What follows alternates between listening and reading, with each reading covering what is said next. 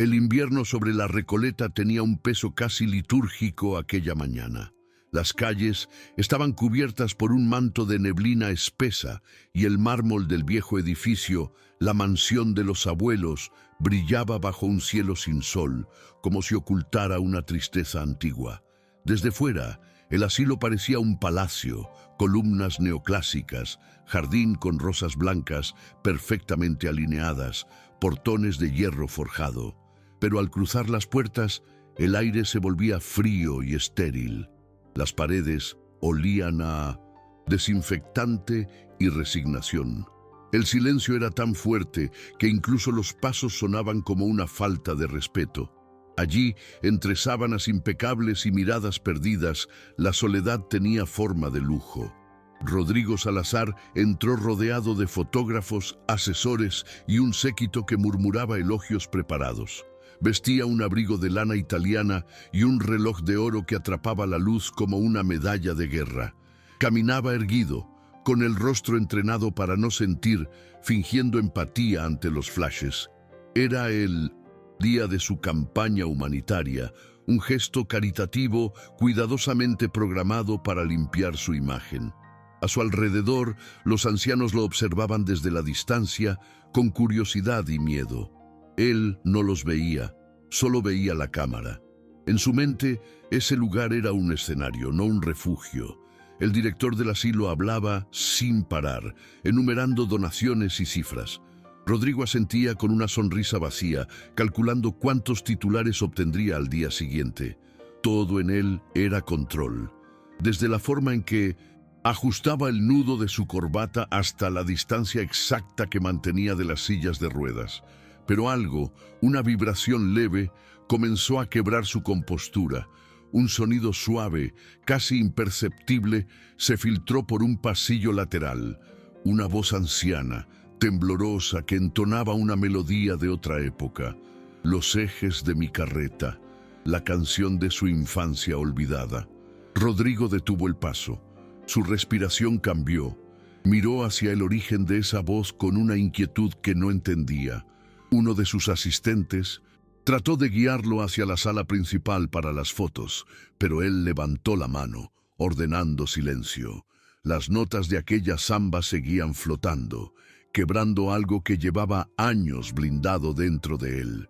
Era imposible, se dijo. Esa canción pertenecía a una vida enterrada bajo toneladas de éxito. Sin embargo, cada palabra parecía abrir una grieta en su pecho. Caminó lentamente hacia el pasillo estrecho que llevaba a los cuartos privados.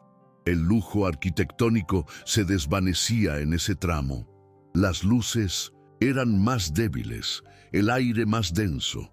El canto provenía de una habitación al fondo. Una puerta entreabierta dejaba ver la sombra de una mujer encorvada junto a la ventana. Rodrigo se acercó sin entender por qué. Sus dedos rozaron el marco de la puerta y por un instante pensó en huir, en volver a la superficie fría de su mundo. Pero algo lo mantuvo allí. Tal vez el miedo, tal vez la verdad. Dentro del cuarto, una anciana de cabello blanco recogido con un broche de madera sostenía un pequeño mate entre las manos. Su voz era irregular, pero llena de ternura. Vestía un chal tejido, gastado por los años, y sobre su pecho colgaba un pingente de plata con forma de flor de ceibo.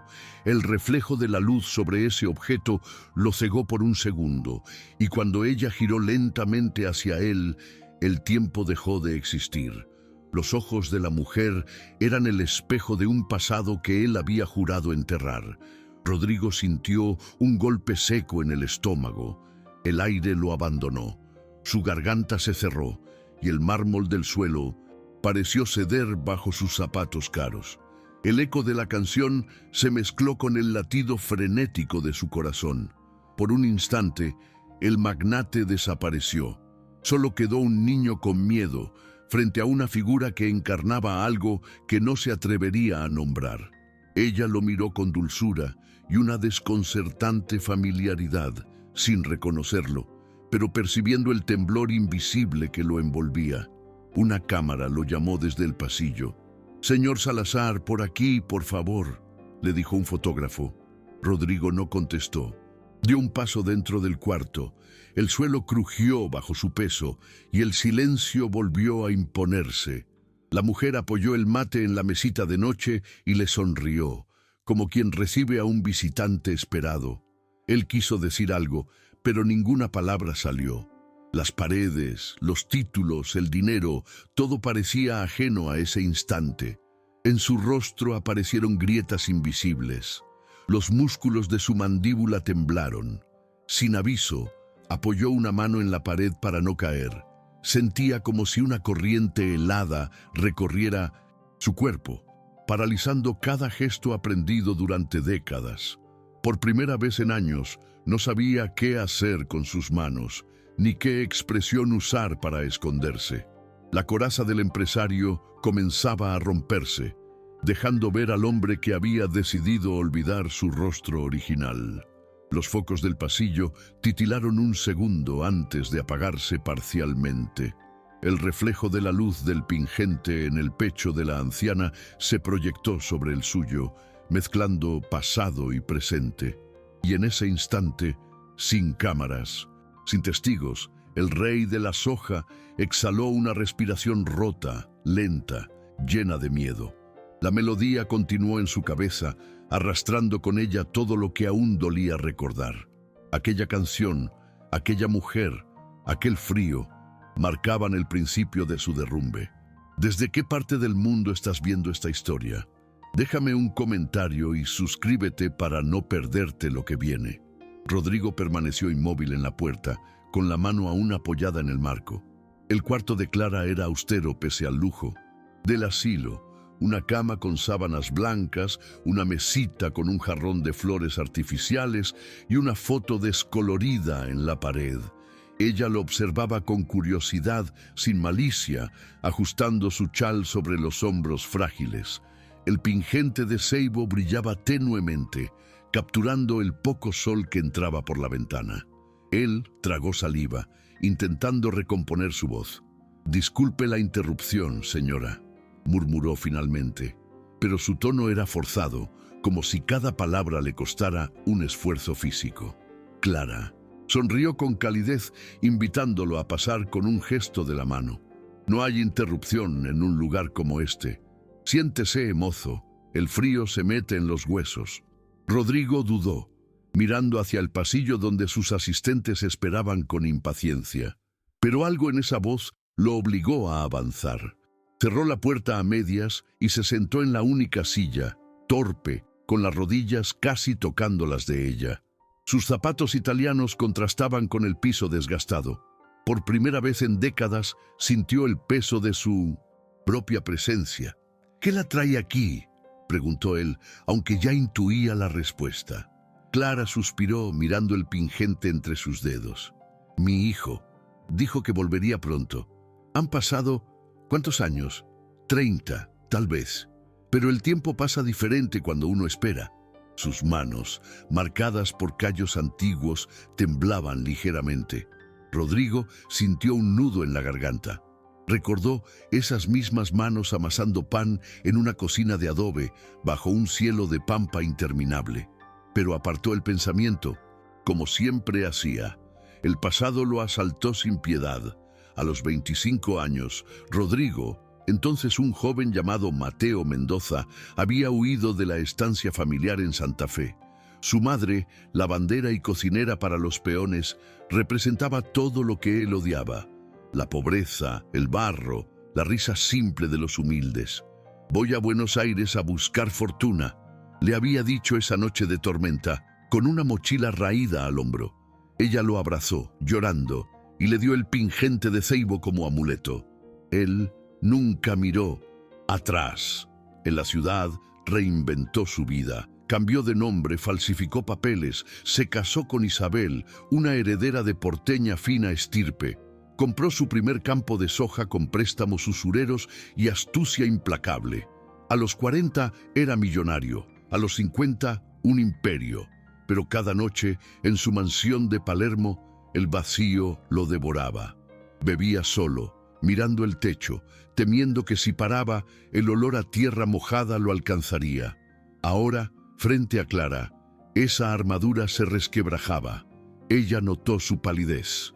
Usted tiene ojos cansados, como los de alguien que carga mucho. ¿De dónde viene?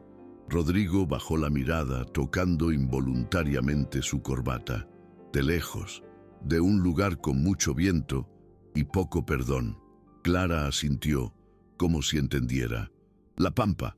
Yo cocinaba en una estancia por allá, cerca de Rafaela. El mate sabía a libertad y la tierra olía a promesa. Él sintió un escalofrío. Era exactamente esa estancia, esa tierra que había vendido para expandir su negocio. Los minutos se estiraron. Afuera, los flashes seguían llamándolo, pero Rodrigo no se movió. Clara le ofreció un sorbo de mate de su termo viejo y él lo aceptó, quemándose la lengua con el primer trago. El sabor amargo lo transportó.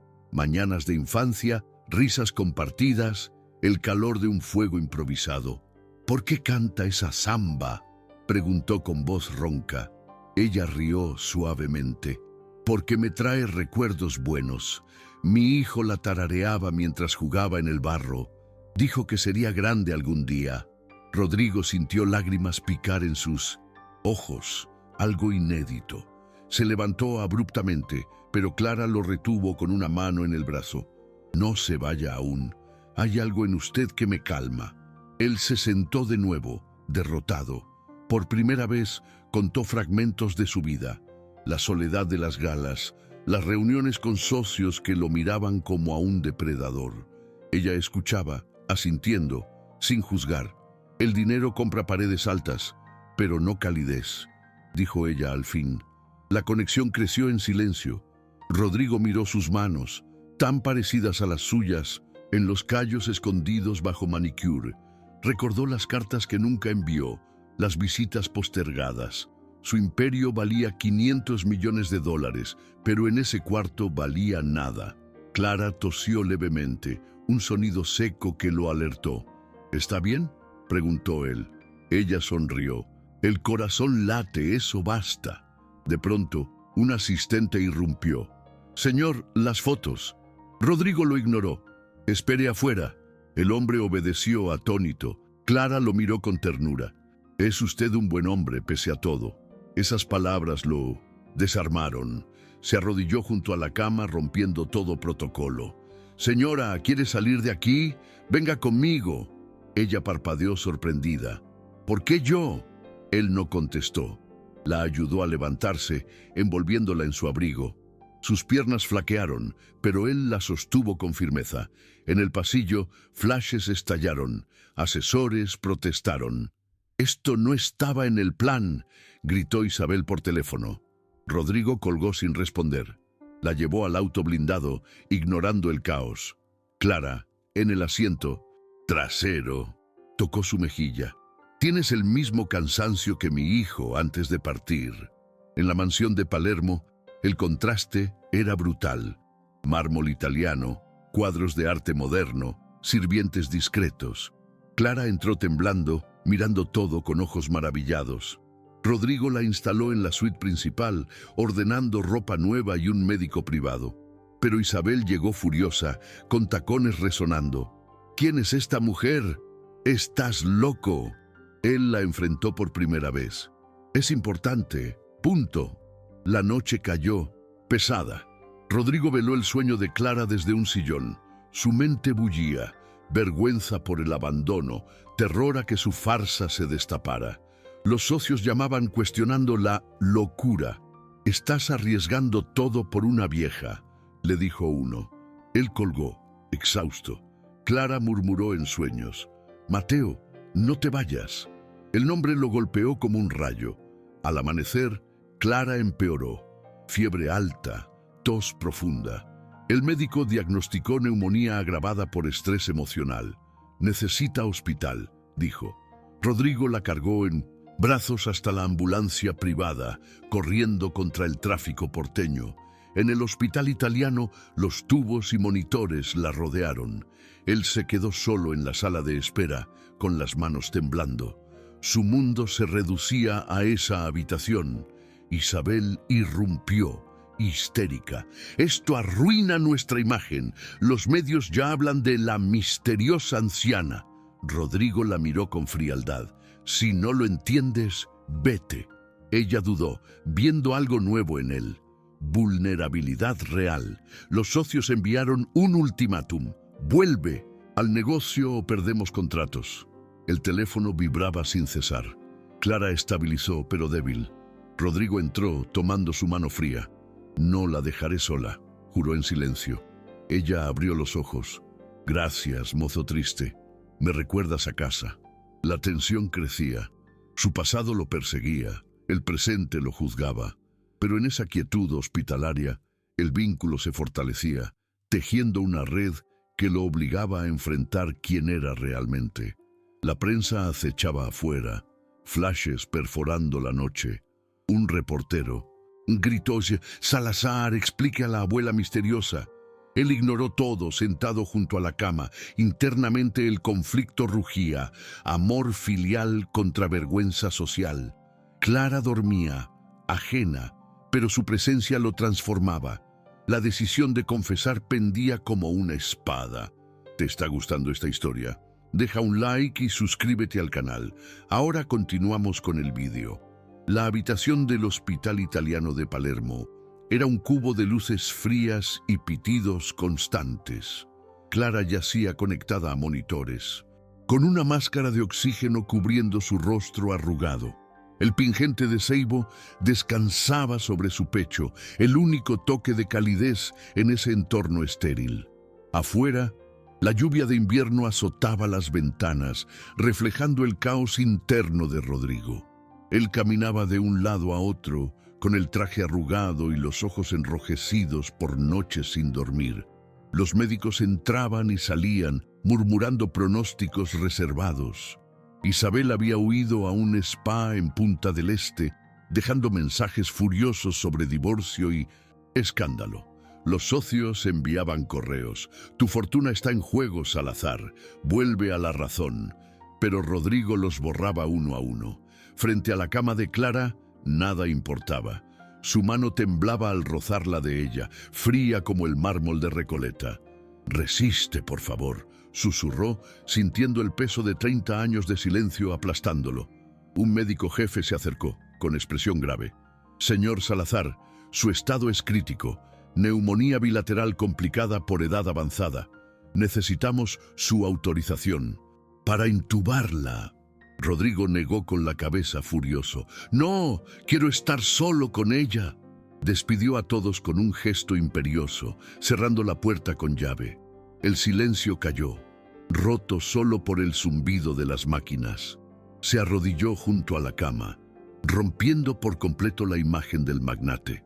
Clara abrió los ojos lentamente, nublados pero lúcidos. Lo miró fijamente, reconociendo algo profundo. «Mozo, ¿por qué lloras?». Rodrigo sollozó, incapaz de contenerse. Lágrimas calientes rodaron por sus mejillas mojando la sábana. «Porque soy un cobarde, mamá. Soy Mateo, tu hijo».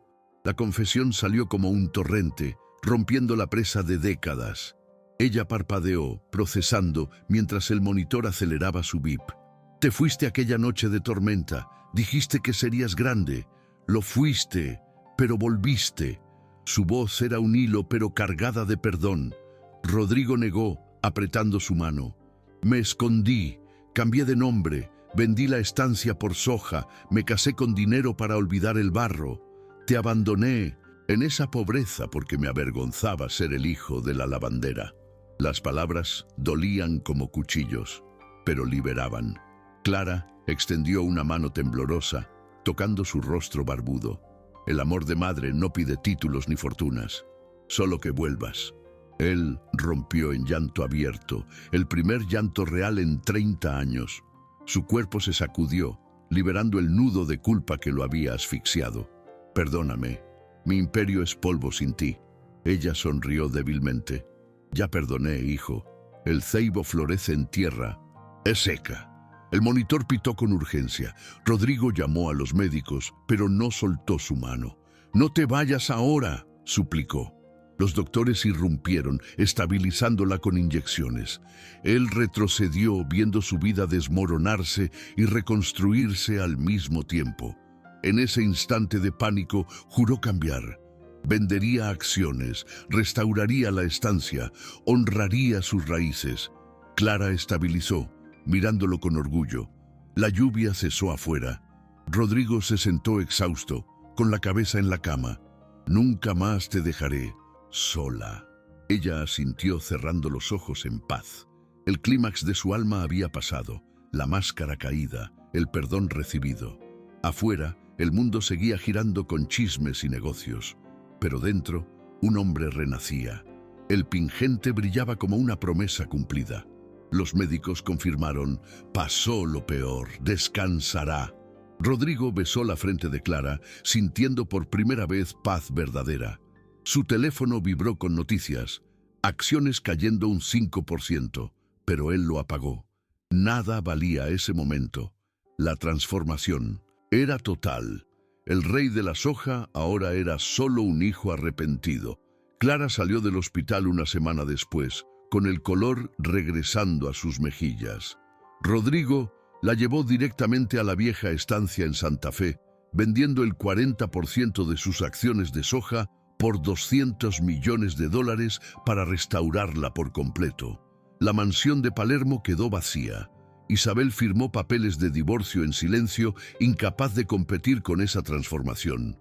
Él conducía el auto propio, sin chofer, con Clara a su lado, tarareando zambas. El camino de tierra olía a lluvia fresca, borrando años de asfalto porteño. La estancia renacía. Techos de tejas nuevas, cocinas amplias con hornos de barro, jardines de ceibos plantados en honor a ella. Rodrigo vestía gaucho simple, botas gastadas y un poncho tejido por Clara. «Esto es tuyo, mamá, nuestra casa». Ella caminó por los campos, tocando la tierra con manos renovadas. Lágrimas de alegría rodaron. Por primera vez, sonreía sin reserva. Él la abrazó, sintiendo raíces en profundas. La Fundación Flor de Ceibo abrió sus puertas en 6 meses. Capacidad para 50 ancianos rurales abandonados, con habitaciones cálidas, mates compartidos y terapias de campo. Rodrigo dirigía todo personalmente, rechazando galas por tardes de cuentos junto al fuego. Los medios lo llamaban el magnate redimido, pero él solo contaba: la riqueza verdadera es volver a casa. Clara cocinaba para todos, su risa llenando los salones. Los socios antiguos se alejaron, pero nuevos aliados llegaron, agricultores humildes que veían en él un ejemplo. Vendió más tierras para expandir la fundación a Córdoba y Entre Ríos, invirtiendo 50 millones en programas gratuitos. Isabel reapareció una vez pidiendo perdón, pero él la despidió con gentileza. «Busca tu propio camino». Su soledad se había llenado de propósito. Clara floreció allí, organizando bailes de chamamé y enseñando recetas pampeanas. Rodrigo la veía desde la galería, bebiendo mate, con el corazón en paz. «Ningún imperio vale. Sacrificar las raíces», repetía a visitantes. La fundación salvaba vidas. Un abuelo rescatado de la calle, una abuela con Alzheimer reconfortada. Su influencia creció, no por poder, sino por humanidad. Una tarde soleada, Clara y Rodrigo caminaron por el río.